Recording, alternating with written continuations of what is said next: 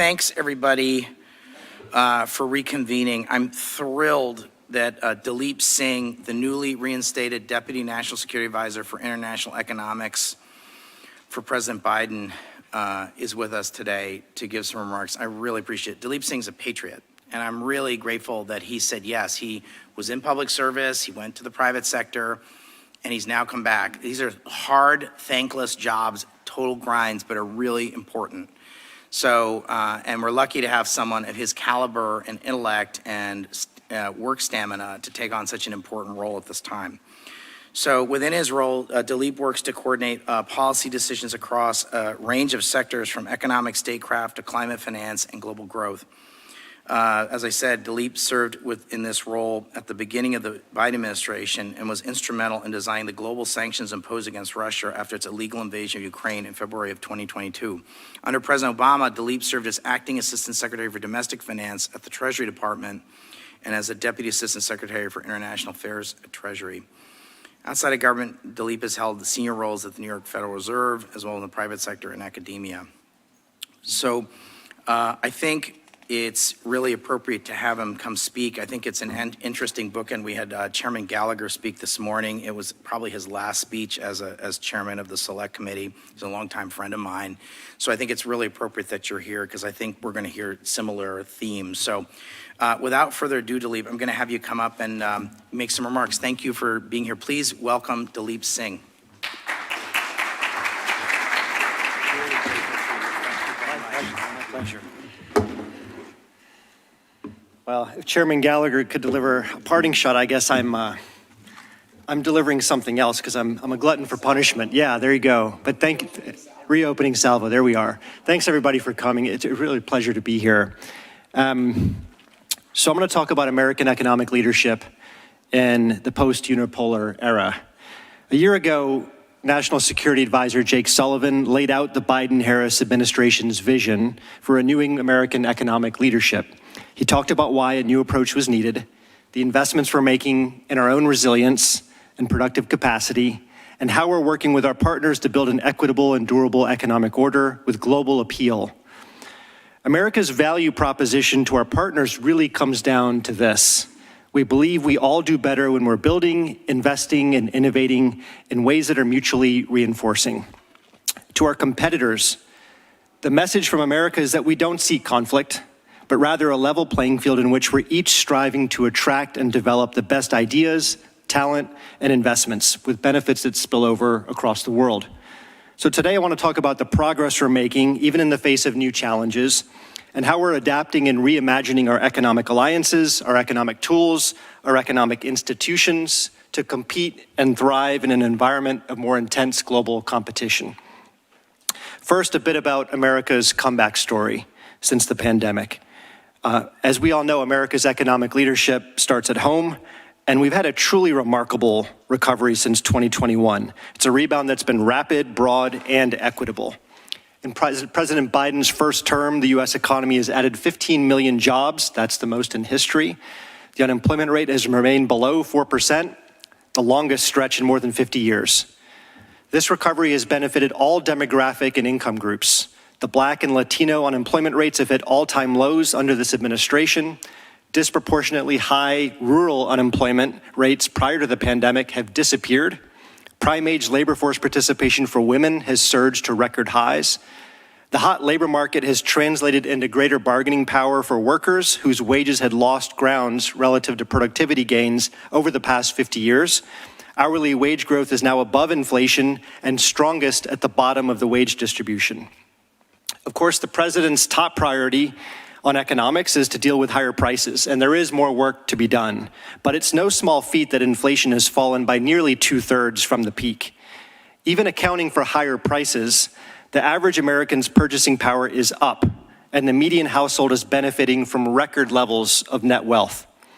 It's why, despite the endless ink spilled about the vibes towards this economy, consumers are spending, companies are investing, and new business creation is booming. The bottom line is the United States has built back better, both relative to history and other countries. GDP growth has surpassed the pre-pandemic trajectory, and real wage growth is the strongest of any major economy. None of this was destiny. It's the product of deliberate choice, and no small part to the strategic investments NSA Sullivan talked about a year ago. The investments we're making in the skills and the size of our labor force, the long overdue generational investments in our infrastructure, research and development, manufacturing capacity, and technological preeminence. Taken together, these are the ingredients of our productivity resurgence, which is powering the economy into rapid growth alongside disinflation and putting us on the cusp of a new wave of American ingenuity. Now, the investments we're making at home, they're essential, but we've always known that America does best when our partners are also thriving. Our model is rooted in the pursuit of mutual gain. Now, maybe it's easy for me to believe in that model because, like most people, I'm shaped by what I saw when I was coming of age professionally.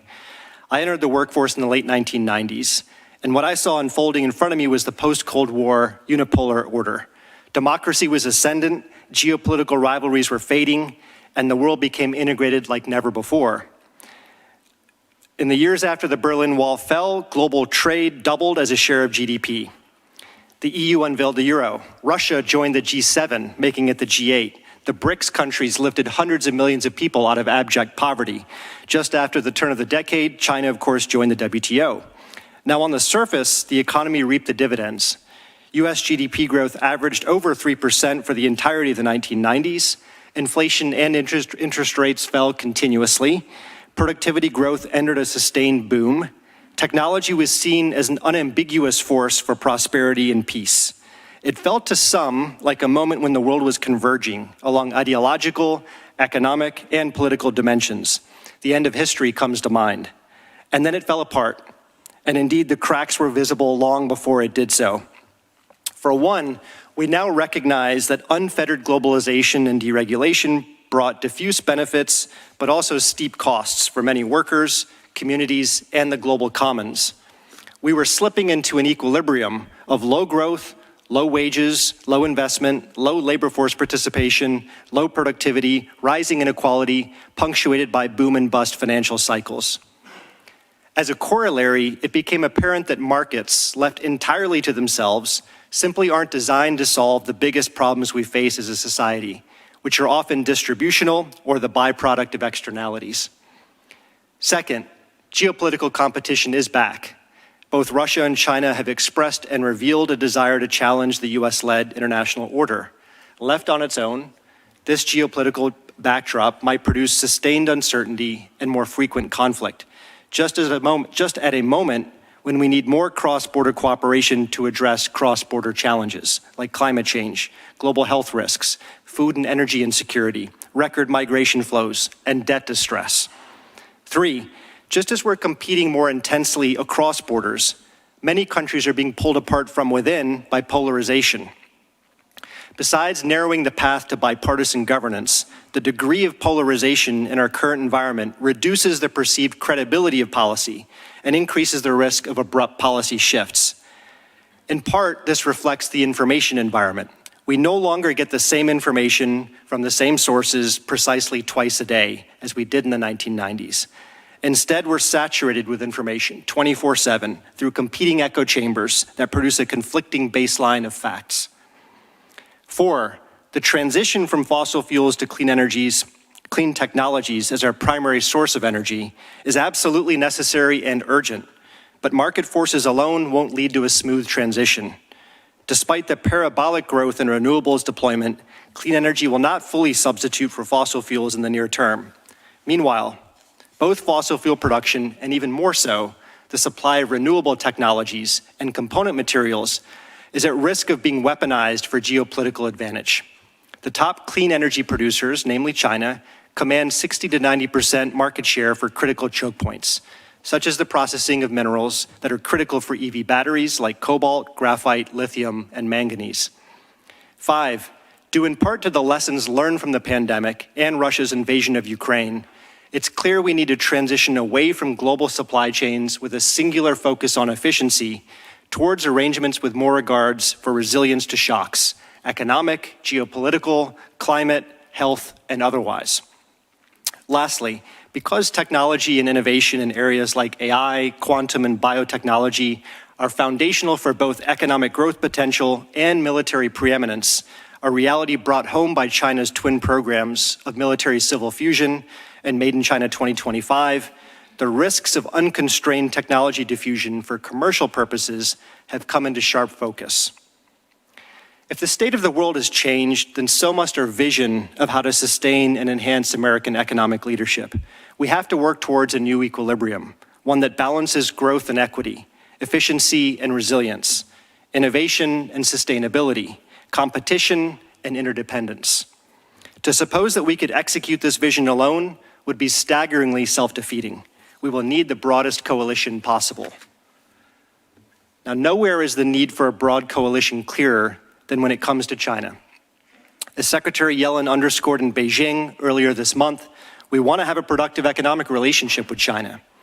But as she and the President have also made clear, we will not accept our industries being decimated as a result of China's non-market policies and industrial targeting, the impacts of which are compounded by China's imbalanced macroeconomic approach. As you all know, China is the world's second largest economy with a 30% share of global manufacturing and value-added terms. This is up from 20% less than a decade ago, and almost certain to increase further as China surges state support into manufacturing to compensate for a declining property sector and sluggish growth elsewhere. China is already running historically unprecedented trade surpluses in manufactured goods.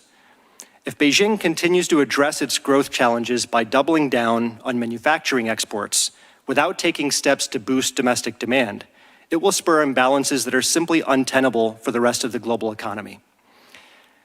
As National Economic Advisor Brainerd said earlier this week, China is simply too big to play by its own rules.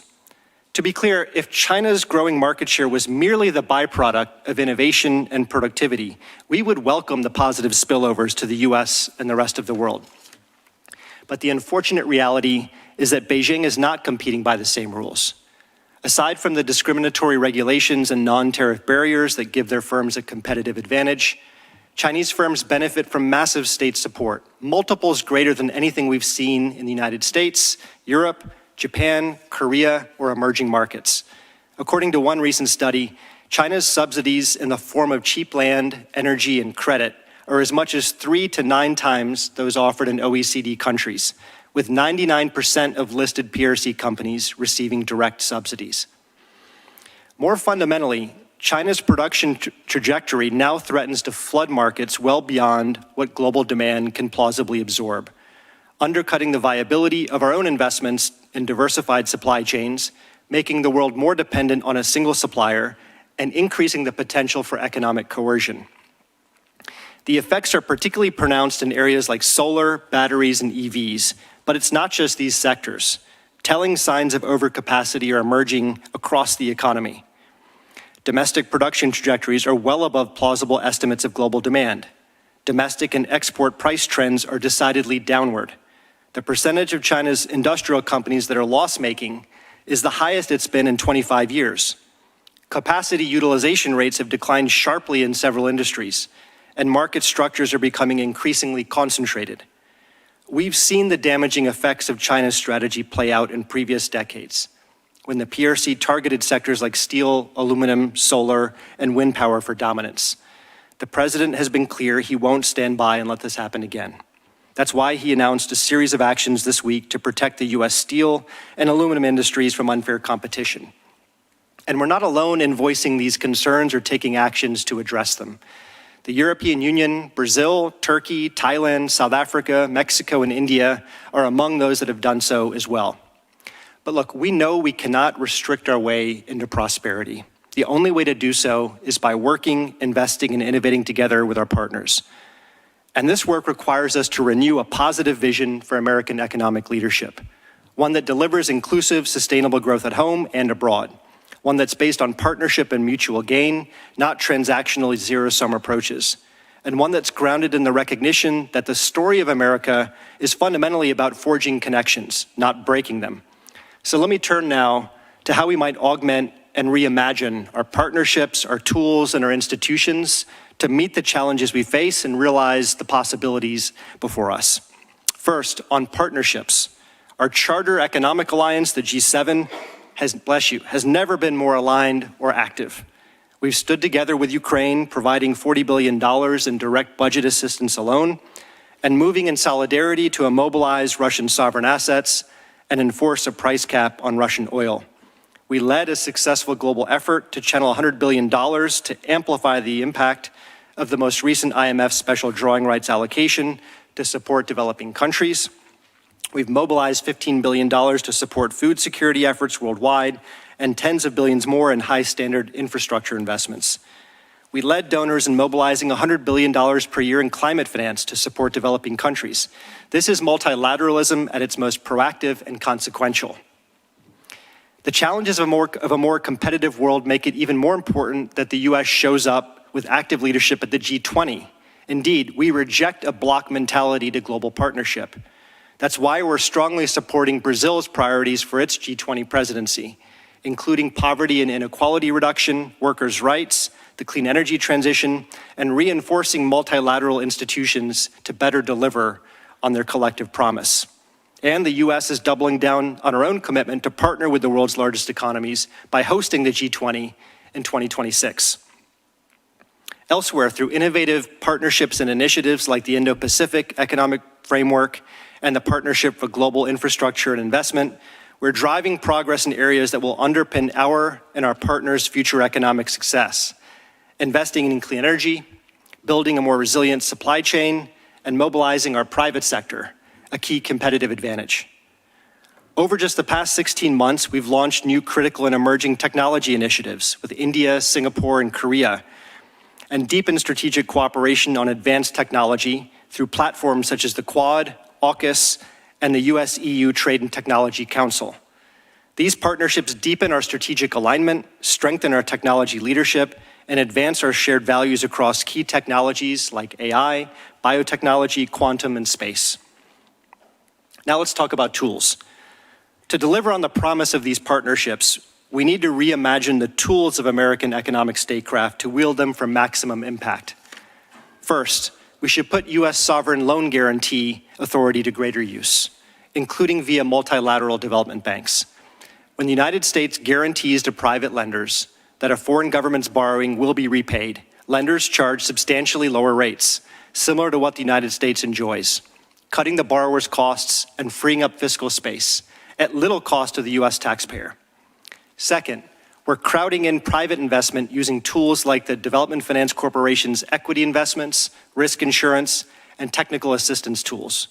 We'll lean forward in promoting collaboration with the development finance institutions of our partners, for instance, by sharing project pipelines and due diligence findings, pooling risk, and deploying complementary tools across the capital structure. We're using Exim Bank's financing and export credits to promote investment and supply chain resilience, and we should explore suggestions to further boost their impact by evolving the criteria and US content requirements for deploying these tools. We also need to explore ways to make common cause with our partners in driving strategic investments in critical technologies and supply chains, potentially leveraging the Defense Production Act Title III authority and the Department of Energy's Loan Program Office, which provides debt financing for strategic energy infrastructure investments. The CFIUS Accepted Foreign States List, the White List, can be maintained and updated with an eye towards promoting FDI into the United States in key sectors. We can imagine a new strategic resilience fund that would make direct investments at home and abroad in supply chains for critical minerals and scarce inputs used to produce clean energy and foundational technologies. And maybe a moonshot idea, we could look at mechanisms to create a US sovereign wealth fund to make long-term strategic investments in high-standard infrastructure projects. Now let's talk about institutions. With development financing needs estimated in the trillions and limited domestic fiscal space, we simply must focus on high-leverage solutions that mobilize allies to partner with us so that we're collectively competing at scale. This is a matter of basic math, and the international financial institutions must be central to our efforts in making this happen. That's why the administration has placed its focus on building better, bigger, and more effective MDBs. For the last year, the United States has led a major initiative to evolve the MDB's mission and vision, incentives, operating model, and financing capacity. These efforts are already paying off at scale, with over $200 billion worth of new lending capacity generated by the reforms we have already secured. On top of that, last year, President Biden helped drive a G20 leaders pledge to deliver an immediate boost to the lending headroom at the World Bank to support low and middle income countries and demonstrate the promise of MDB reform. To help meet that goal, President Biden has requested appropriations from Congress that would catalyze $36 billion worth in new lending headroom at the World Bank. The return on taxpayer funding for this program is staggering.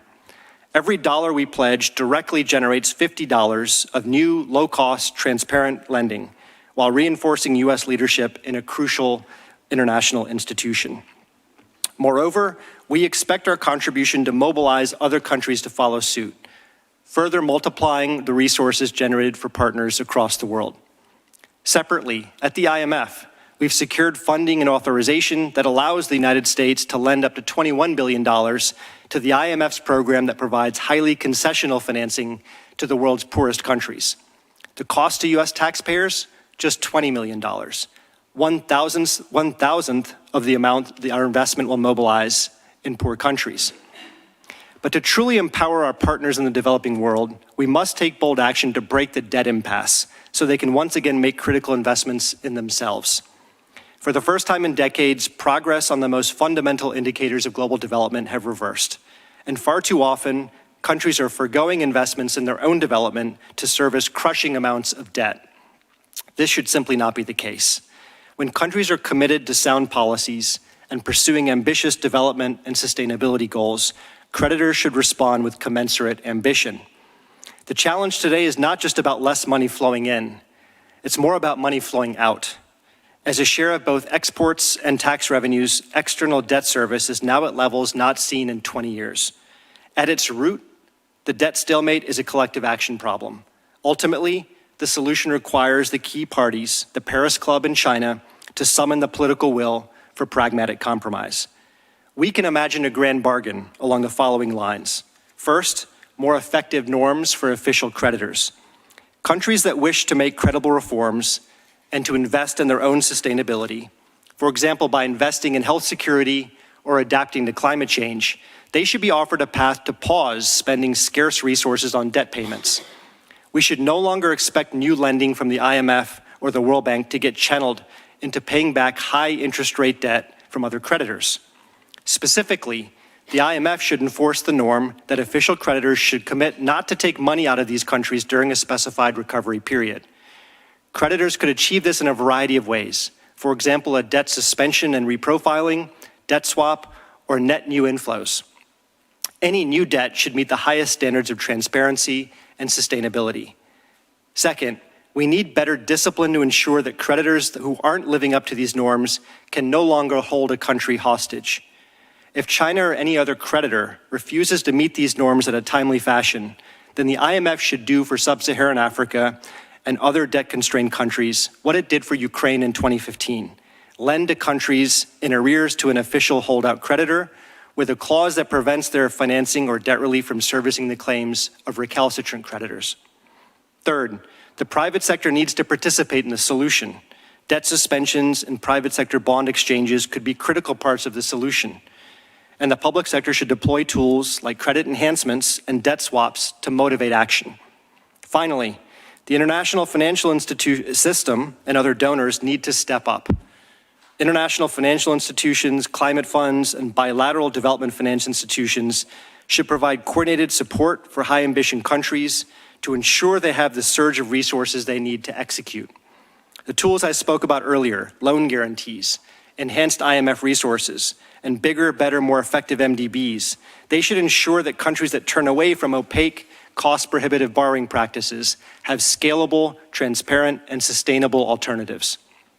Whatever approach we adopt, we have to ensure that the incentives set by multilateral institutions, private actors, and official creditors will collectively motivate borrowers to make investments that pay for themselves in the long run. That's the definition of sustainability. The analytical challenges of executing sound international economic policy along the lines that I've described, they're humbling. We're designing policy in an era of strategic interdependence. Our linkages with partners, competitors, and adversaries alike through commerce, technology, information, climate, health, and migration, they're without recent precedent. They offer tremendous promise, but also if they're managed poorly, they create profound vulnerabilities. The degree of interconnectedness raises the stakes when it comes to deploying the economic tools that I've described.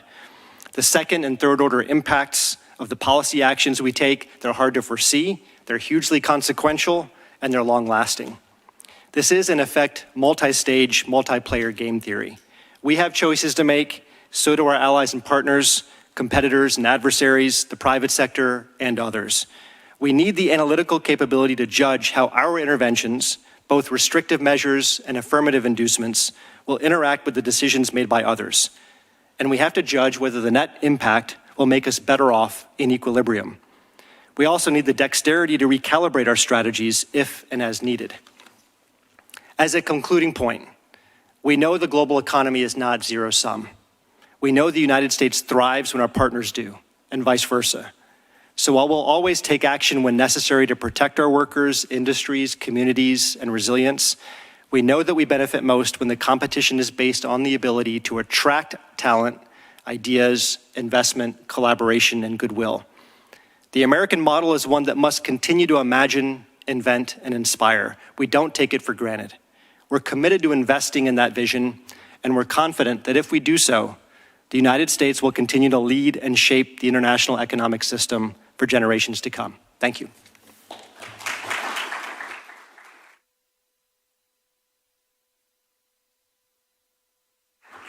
Wow, I know Deputy National Security Advisor Daleep Singh has to go to some other meetings, but that was just an incredible tour de force of the context for our Global Development Forum today, and not just the context and the analysis of it, but what the U.S. is and can be doing to step up. So please join me again in thanking Deputy National Security Advisor Daleep Singh. Thank you. And folks, we're about to have a couple other breakout sessions. There's going to be one on Ukraine's neighborhood and recovery, and another on the debt crisis facing countries in the global south. So that'll just be in a couple minutes, one in this room, one in the next room. Thank you very much.